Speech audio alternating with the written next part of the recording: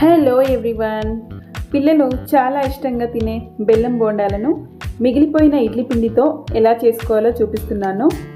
పైన క్రిస్పీగా లోపల సాఫ్ట్గా చాలా బాగుంటాయి.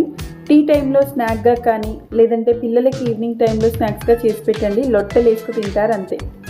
అప్పటికప్పుడు మిగిలిపోయిన ఇడ్లీ పిండితో కొద్దిగా మిగిలితే మళ్ళీ ఇడ్లీ చేయలేం కాబట్టి ఇలా చేసుకోండి. చాలా ఈజీగా టేస్టీగా చాలా బాగుంటాయి.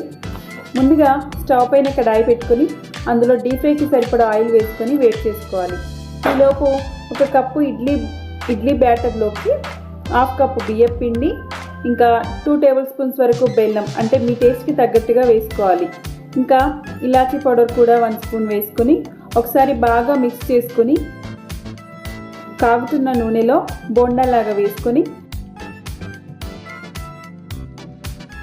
గోల్డెన్ బ్రౌన్ కలర్ వచ్చే వరకు వేయించుకొని పక్కకు తీసుకోవాలి. అంతే, టేస్టీ స్వీట్ బోండాలు రెడీ. నిజం చెప్తున్నా, మీ పిల్లలకైతే ఇవి చేసి పెట్టండి, చాలా ఇష్టంగా తింటారు.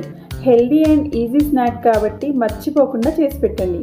మీకు నా రెసిపీ నచ్చితే లైక్ చేసి సబ్స్క్రైబ్ చేయండి. ఇంకా ఏమైనా కొత్త రెసిపీస్ కావాలంటే కామెంట్స్తో నాతో షేర్ చేసుకోండి. Thank you.